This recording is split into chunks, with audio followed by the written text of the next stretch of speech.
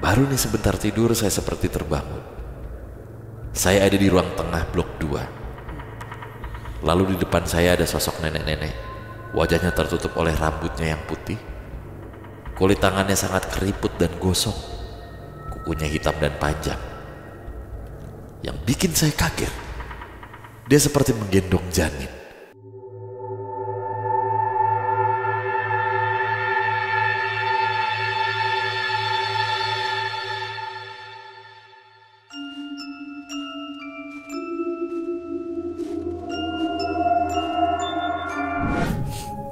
Assalamualaikum warahmatullahi wabarakatuh. Shalom, Om Swastiastu. Namo Buddhaya. Salam kebajikan. Selamat datang kembali di podcast Malam Kliwon episode 612. 12. Yoi. 612 satunya 2. Silahkan mau beli setengah gak apa-apa. Kalau 612 satunya 2. Oh iya. Iya benar.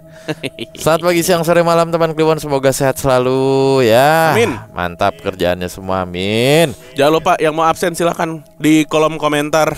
Ya. Biasanya udah banyak yang langsung hadir sambil ngerebus mie. Wah. Sambil ngopi. Dan yang sambil- baru-baru juga ya. Sambil jaga malam. Betul. Wah ini dia nih. Selamat bergabung ya di podcast Malam Kliwon. Dan hari ini kita akan membacakan 2 buah cerita yang cukup panjang-panjang ya. Betul. Oke, yang pertama, dari mana bro? Ini untuk menemani teman Kliwon jaga warga dia. Jaga warga. Halo abang-abang PMK. Salam kenal, nama saya Rizal. Saya udah denger PMK cukup lama, sekitar 4 tahun lalu di YouTube. Wah. Setelah sekian lama, akhirnya saya tertarik untuk menceritakan salah satu kisah horor yang pernah saya dan istri alami sekitar 3 tahun lalu. Mari kita mulai abang-abang. Ini terjadi di tahun 2021. Saat itu istri saya sedang hamil sekitar 7 bulanan. Saya dan istri saya pergi ke rumah nenek saya di daerah Ciamis, Jawa Barat. Sebagai gambaran, rumah nenek saya ini ukurannya cukup besar. Bangunannya seluas 600 meter persegi yang dibangun pada 2007 lalu. Gila, gede banget bro, 600 meter persegi bro. Rumah seluas ini hanya diisi oleh 4 orang. Nenek, kakek, dan 2 orang asisten rumah tangga. Di dalam rumah ini ada 8 kamar. Jadi bisa dibayangkan begitu banyak ruangan kosong yang dalam tanda kutip terbengkalai karena yang tinggal di sana juga sedikit. Saat itu saya pulang ke rumah nenek karena momen lebaran. Saya sebetulnya sangat malas datang ke rumah nenek, apalagi istri saya sedang hamil cukup besar. Karena sejak dulu tidak sedikit hal mistis yang terjadi di rumah ini, baik dari keluarga inti ataupun saudara jauh yang nginep di rumah ini. Tapi karena orang tua selalu minta untuk pulang kampung ke rumah nenek, akhirnya kami memutuskan untuk pulang saat itu juga. Perjalanan dari Jakarta ke Ciamis sekitar 7 jam. Perasaan saya udah gak enak. Semakin dekat dengan rumah nenek, perasaan saya semakin aneh. Di pikiran saya tiba-tiba muncul sosok-sosok seperti perempuan, nenek-nenek, dan anak kecil. Seperti sebuah keluarga, tapi saya nggak tahu itu siapa. Sambil nyetir mobil, saya menghiraukan karena saya merasa mungkin hanya kelelahan saja. Saya sampai di rumah nenek sekitar maghrib. Kami beres-beres, makan malam, dan ngobrol sejenak di ruang tamu. Saya beri sedikit gambaran layout rumah nenek di kampung, biar terbayang ya. Anggap aja rumah ini ada 2 blok. Blok 1 dan blok 2. Ketika masuk ke dalam rumah, kita langsung masuk ke blok 1. Sebelah kiri adalah ruang makan keluarga. Sebelah kanan ada 3 kamar dan 1 kamar mandi yang lokasinya tuh berjejer. Lalu di depan blok ruangan ini, lalu di depan 1 blok ruangan ini adalah ruang tamu. Antara blok 1 dan ruang tengah ini dibatasi oleh sekat kayu jati yang tingginya sekitar setengah meter. Maju dari ruang tengah itu adalah blok 2. Untuk masuk ke blok 2 sama persis kita harus melewati 1 pintu masuk. Dan di dalamnya ada ruang tengah lagi, perpustakaan, dan 4 kamar. Wedan. Bukan orang sembarangan nih bro. Rumahnya ada perpus. Kayak guru bahasa Indonesia gua. Salah satu kamar di blok 2 memiliki bunker. Iya, abang-abang gak salah baca. Salah satu kamarnya ada ruang bawah tanah. Kayak anak esopo ya. Makanya Ini kayak rumah menteri dah. Ini anaknya siapa ya? Rumah menteri ini mah. 600 meter di Ciamis bro. Sampai ada bunker. Siapa yang mau nyerang ke Ciamis sih? Ada kerajaan dulu Majapahit kali. Ya. Ini karena masih preambul ya teman-teman ya. Kalau kita sedang duduk di ruang makan, kita bisa lihat langsung pintu masuk ke blok 2. Karena pembatas dari ruang makan ke ruang tengah gak terlalu tinggi. Kita lanjut ke ceritanya. Saat itu mungkin sudah pukul 9 malam. Saya sedang duduk sendiri di ruang makan. Tiba-tiba mata saya melihat ke depan, persis ke pintu masuk ke blok 2. Saya tiba-tiba melihat ada perempuan berwujud nenek-nenek, bungkuk, berdiri di depan pintu. Tapi saya hiraukan aja karena saya pikir itu nenek saya.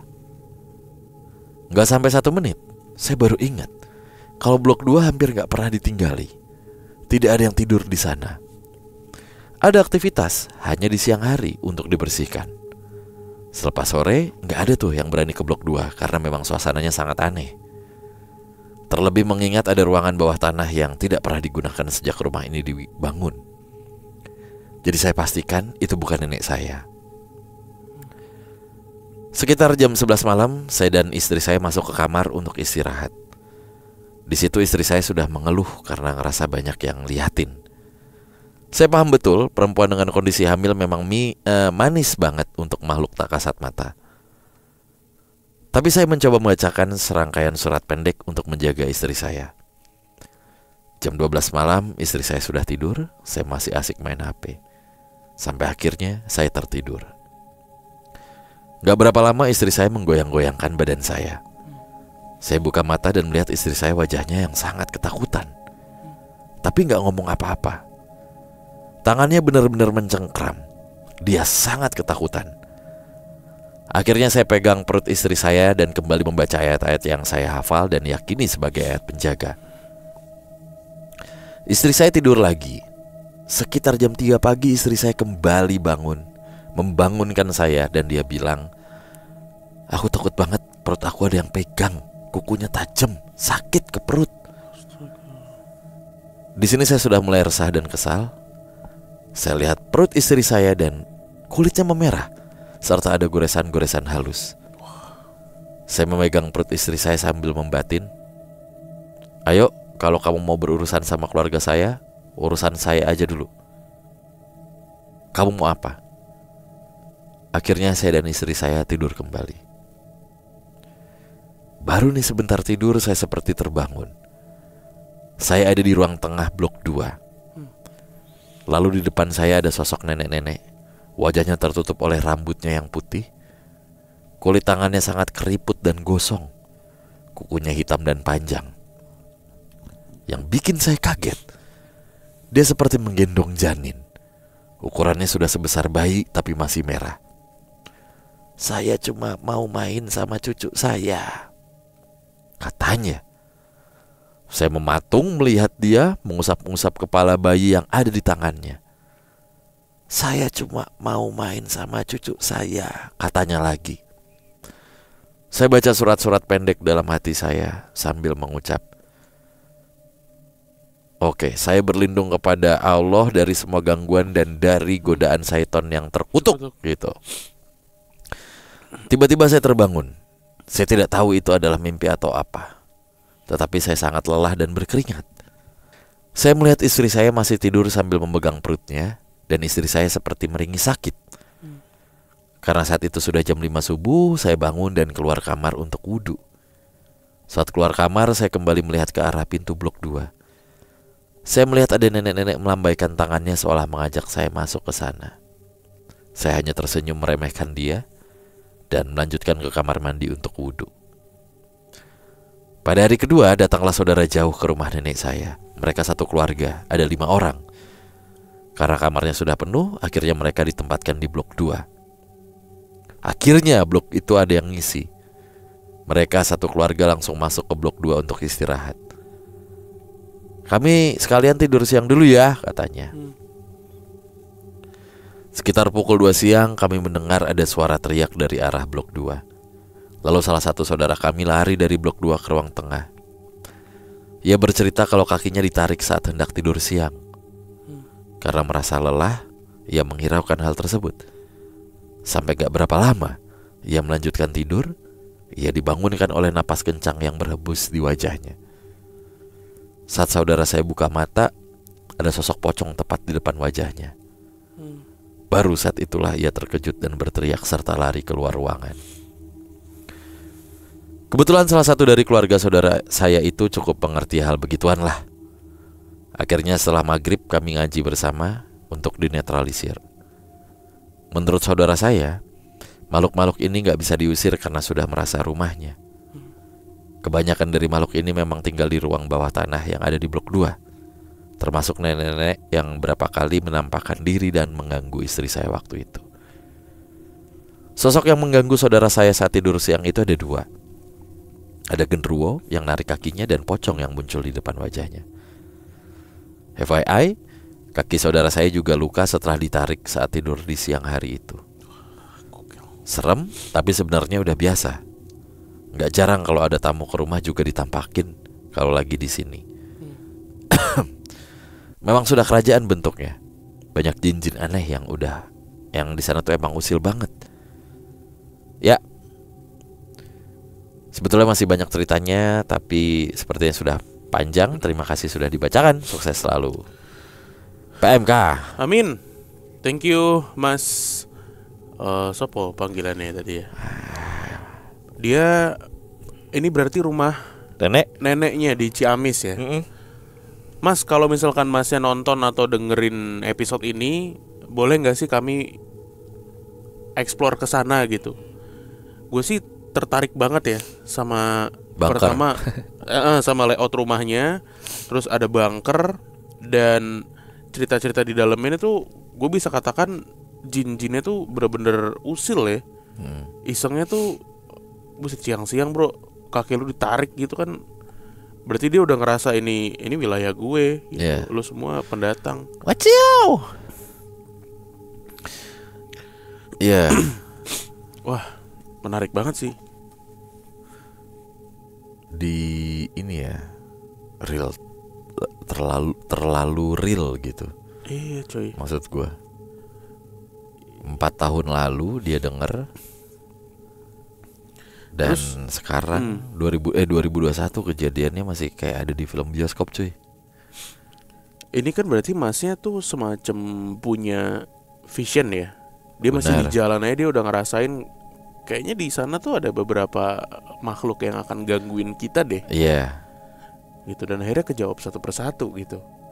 Apalagi ternyata pas benar. bagian istri diteror tuh kita, wah anjir. Nenek-nenek. Iya.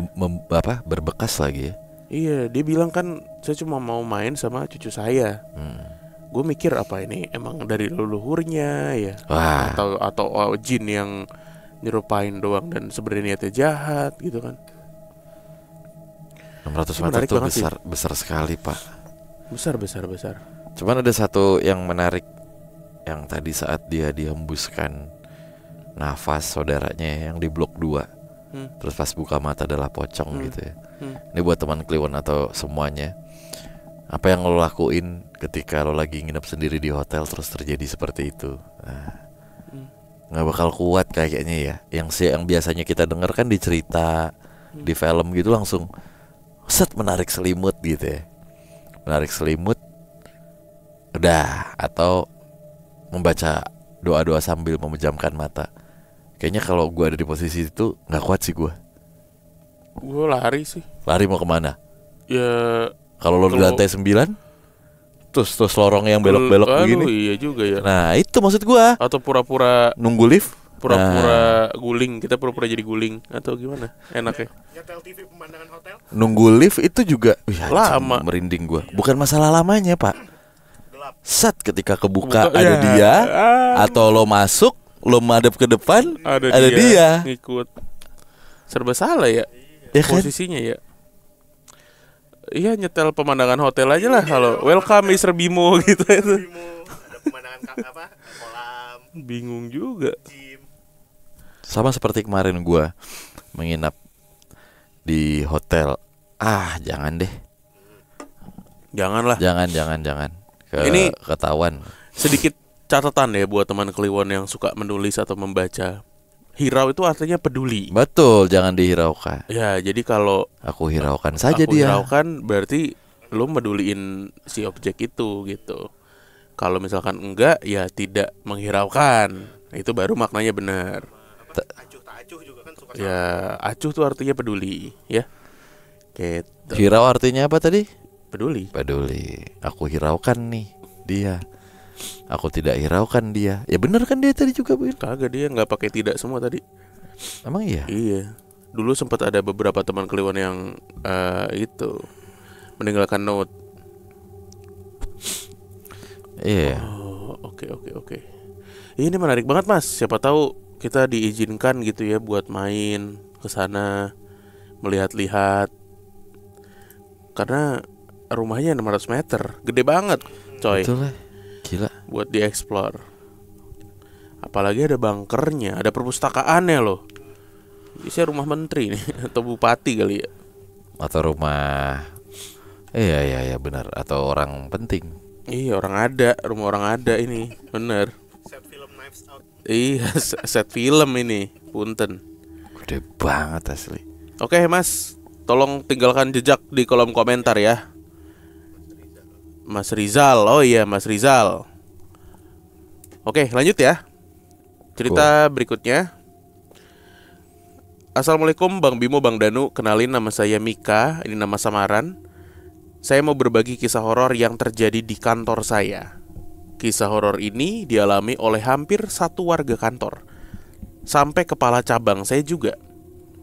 Sebelumnya untuk lokasi dan nama-namanya udah saya samarin untuk kejaga nama perusahaan tempat saya kerja ini.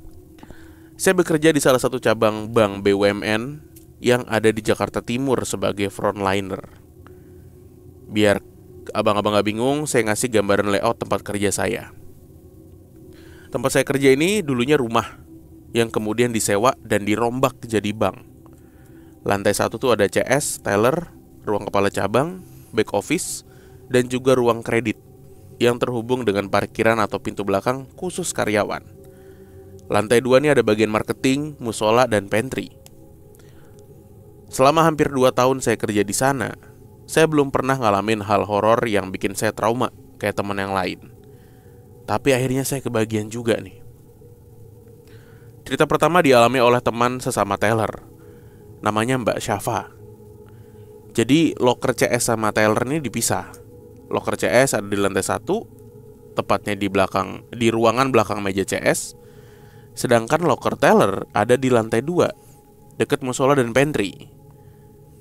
Oke, kebayang gua. Waktu itu saya dan Mbak Syafa lokernya lagi pindah ke lantai 1. Dan saya taruh barang duluan karena udah sampai kantor duluan. Terus saya kabarin sama Mbak Syafa kalau loker kita tuh pindah dulu ke lantai 1. Dan Mbak Syafa bilang, nanti temenin pas taruh barang di loker. Saya jawab iya aja. Bener tuh, pas sampai kantor minta ditemenin dia taruh barang dan katanya takut. Saya bingung kenapa Mbak Syafa takut itu. Padahal masih pagi dan menurut saya ruangannya biasa aja. Cuma agak gelap aja dan emang sedikit nyeremin sih. Mbak Syafa cerita kalau dia punya pengalaman buruk di sana. Katanya pas masih jadi anak baru, Mbak Syafa mau ngambil tas di loker sendirian. Posisinya sekitar jam 6 sore atau abis maghrib. Pas lagi mau ngambil tas, Mbak Syafa dengar ada suara dari arah ujung lorong. Awalnya dia biarin aja, mikirnya salah denger lah. Lalu suara itu muncul lagi. Mbak Syafa mikir ada satpam di sana. Tapi pas Mbak Syafa cari, gak ada siapa-siapa. Karena udah mulai takut, Mbak Syafa buru-buru buka loker buat ambil tas. Dan pas mau ambil tas, muncul tangan dari atas loker yang menjulur ke bawah. Kalau kata Mbak Syafa, tangannya tuh sampai pergelangan. Mbak Syafa yang kaget otomatis teriak dan lari keluar. Tapi tangan buntung itu jatuh ke lantai dan ngejar Mbak Syafa. Wah, rusuh juga nih. Sampai di banking hall, Mbak Syafa teriak dan nangis ketakutan. Sampai semua orang kantor tuh pada nyamperin. Mbak Syafa cerita sambil gemeteran. Dan ada satu satpam yang berani buat ngelihat ke ruangan itu dan ngambil tasnya Mbak Syafa. Pas disamperin gak ada apa-apa. Kosong, kata Pak Satpam. Semenjak itu loker Mbak Safa pindah ke lantai 2. Cerita kedua dialami oleh CSO saya, namanya Mbak Puji. Kejadiannya sama nih, pas jam 6 atau jam 7 malam. Mbak Puji lagi lewat mau ke bagian kredit. Di samping teller ada ruang fotokopi, dan kalau mau ke bagian kredit atau back office, otomatis ngelewatin teller dan ruang fotokopi. Hari itu kita tahu kalau Kacap kita lagi ada rakor di kantor pusat. Dan biasanya kalau rakor dia nggak akan ke kantor lagi.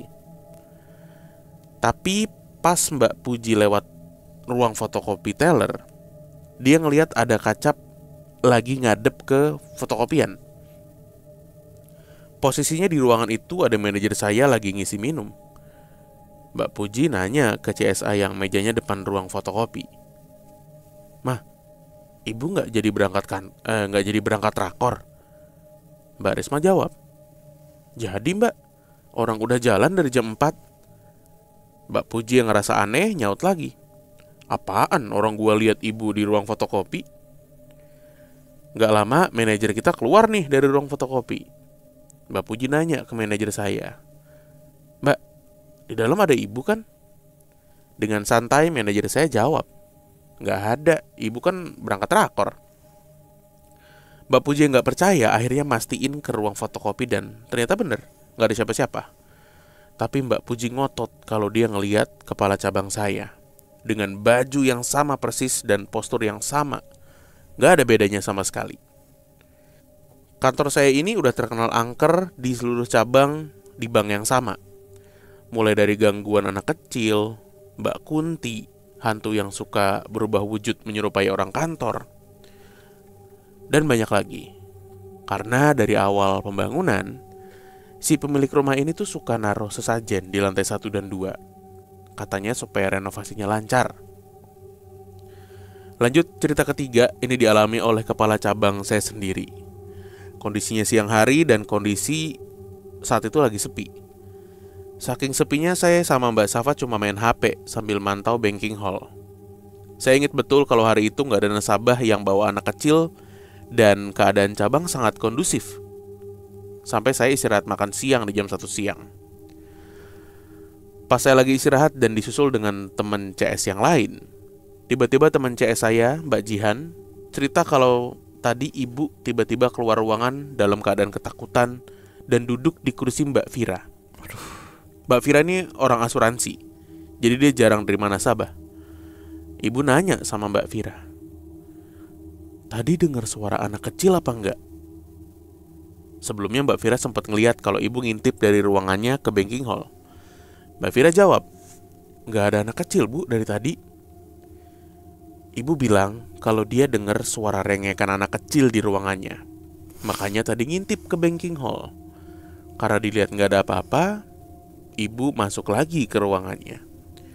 Tapi nggak lama, ada suara tangisan anak kecil di ruangan itu. Ibu langsung lari keluar ruangan dan duduk di kursi Mbak Vira. Posisi meja Mbak Jihan tepat di samping persis meja Mbak Vira. Otomatis denger dong. Dan Mbak Jihan lihat muka ibu tuh udah pucat banget.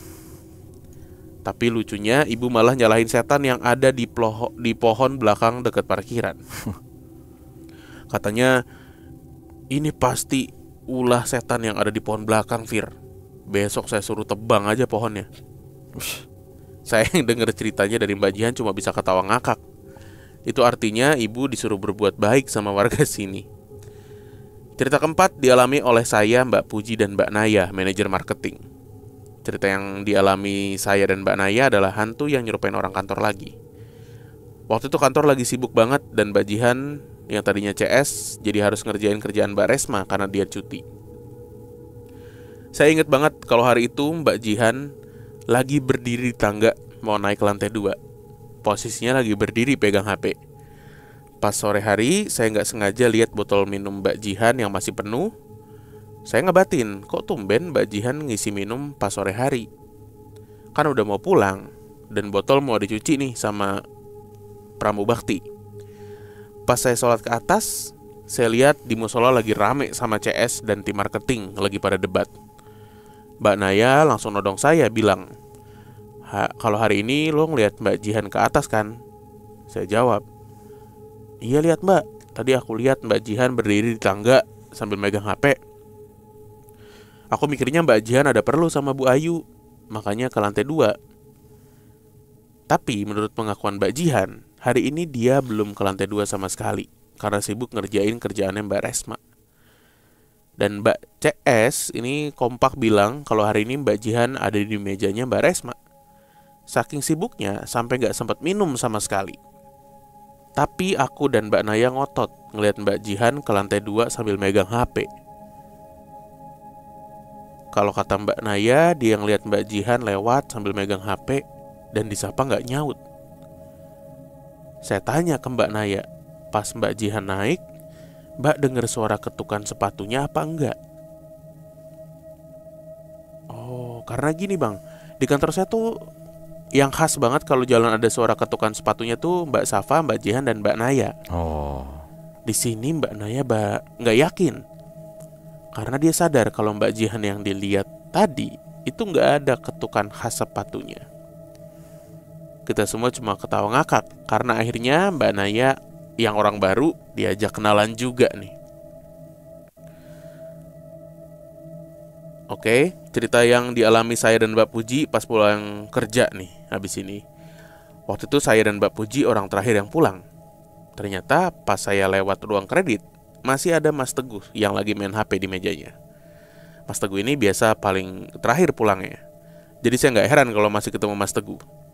Saya dan Mbak Puji pamitan sama Mas Teguh. Terus saya ambil motor di parkiran samping ruangan kredit. Tumbenan nih, posisi saya ngebelakangin pintu keluar ruang kredit. Biasanya saya ngadep pintu. Pas balik badan mau jalanin motor, saya lihat Mas Teguh lagi teleponan dan jalan dari arah jalan ke gerbang luar. Saya spontan tanya, "Loh Mas, udah di luar aja? Tadi masih di dalam?" Mas Teguh jawab, "Udah mau pulang kak, gue tadi dari Alfa, ini baru balik." Saya nganggep Mas Teguh bercanda, saya sautin balik, "Oh pengen nakutin ya? Apaan deh, orang aku sama Mbak Puji ngelihat Mas di meja, tadi kan aku pamitan." Ya. Sambil mataku ngelirik ke meja Mas Teguh dari jendela luar. Takut-takut kalau yang aku ajak ngobrol ini setan, bukan Mas Teguh. Beneran, gue tadi dari Alfa. Itu gue ketemu Mpok Puji lagi pesan ojol. Karena saya gak percaya dan udah capek juga, jadi saya iyain aja lah dan pamitan pulang. Besoknya saya konfirmasi sama pramubakti yang emang tinggal di cabang. Katanya di ruang kredit emang gak ada siapa-siapa. Dan karena masih penasaran, saya sampai izin buka CCTV buat lihat kejadian kemarin malam. Ternyata bener, saya dan Mbak Puji pamitan ke meja kosong. Wah. Dan CCTV di parkiran baru nunjukin kalau saya ngobrol sama Mas Teguh di parkiran. Saya gak ambil pusing dan cuma ketawa aja. Saking ngeselinnya nih, setan yang suka miripin orang kantor. Sekarang satu kantor kalau mau ngobrol lihat dulu kakinya, napak apa enggak. Terus nanya ini beneran kita apa bukan. Karena kita udah gak bisa bedain mana manusia beneran, mana setan. Dan untuk hantu anak kecil, dia suka keliaran di lantai 2. Dia suka lari-lari. Dan kalau Mbak Kunti, dia nungguin pohon di parkiran. Anjir nih kantor ceritanya Sarangnya bro, semua kena anjir. Segitu dulu bang ceritanya. Ini bakal panjang banget kalau semuanya saya ceritain ya. Maaf kalau berantakan. Semoga ceritanya dibacain. Dan saya selalu buat Bang Bimo, Mas Danu, dan Mas Gibran. amin. Semoga PMK jaya selalu. Amin. Mbak Mika. Coba kamu jadi siapa yang mau masuk Bu Puji? Yang mana? Banyak ini. Ini yang ibu-ibunya. Kamu tadi melihat ya di ruangan kamu ada ini ya gitu. Coba lo reka adegan. Yang mana nggak ada gitu. Yang anak kecil. Iya, gue yang jawab gitu. Gue ini. Iya. Gue jadi yang atasan. Iya, atasan cabang. Bu siapa itu loh? Kepala cabang. Nah, kepala cabang itu bertanya kepada. Bentar, gue baca. Oh ini nih. Kepala cabang ibu nanya ke Mbak Vira. Mbak Vira, tadi dengar suara anak kecil apa enggak? Suara apa? Apa? Jadi Jayeng. Anjing. Suara apa? Nggak ada apa-apa. Nggak ada apa-apa. Suara apa? Nah ini di-insert Cil, potongannya Cil. Pernah 1-2 juga ngerasain gak efek-efek horor atau pernah ngerasain energi-energi gaib gitu?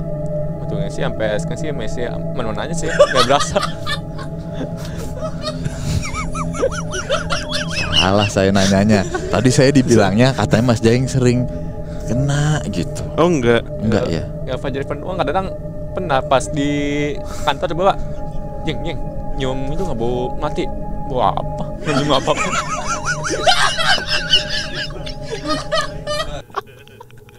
Jadi Jayeng. Aduh, lucu banget tuh. Punggawa RJL itu. Saya tadi ngeliat anak kecil di ruangan kamu. Nggak ada apa-apa. Nggak ada apa-apa. Suara apa? Suara apa? Lo harus lihat. Tahu gue orang ngomong kayak ada angin nih kan. Iya, berangin. Berangin kayak mega mendung. Aduh. Nggak ada. Suara apa? Suara apa? Nggak ada apa-apa. Nggak ada apa-apa. Ada angin nih. Itu Suara itu, apa? itu kalimat cuma satu tapi ikonik banget buat kita ya. Lucu banget itu syuting. Kepala gue sampai sakit. Ketawa.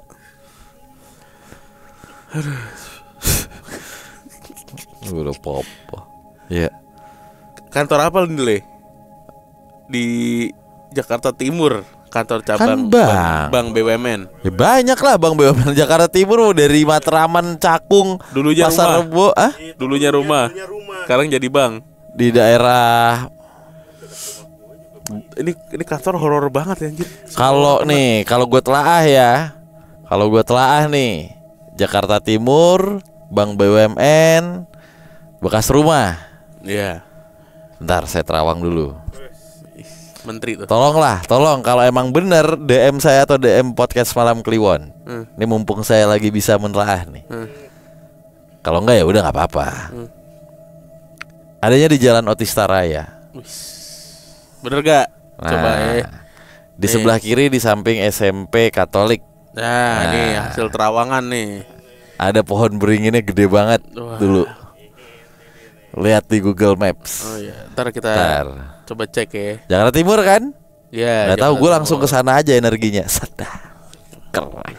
Ahli terawang, bro. Iya. Kalau bener tolong diapresiasi. Ini soalnya berat nih untuk menerawang gini nih. 2 juta 3 juta lah apresiasinya ya. Apalah gitu. Apresiasi apa? Apa? Nggak ada apa-apa. Apresiasi apa? Coba tanya gua, lokasi bank ini ada di mana? Coba lokasi bank ini di mana? Jakarta Timur dulu bekas rumah. Hah? Lu tanya ke gua. Nah iya kan. Agak lu nanya ke gua, ceritanya coba lokasi bank ada di mana gitu. Oh. Lokasinya ada di mana? Dari Jakarta Timur.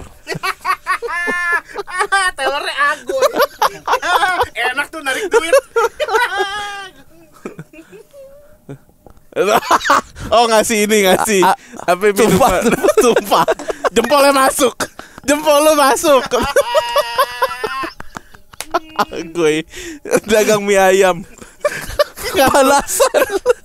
Kantor minuman jempolnya masuk. Suruh tuker. Dari Jakarta Timur. Lu nggak usah ngomongin soal solidaritas boy. Bangin teler lu. Iya. Nggak usah ngomongin soal solidaritas boy.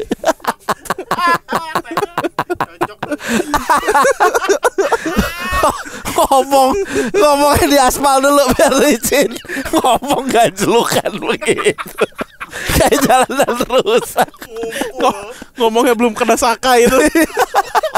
Masa kok keriting bener. Oh, nggak usah ngomong soal solidaritas boy.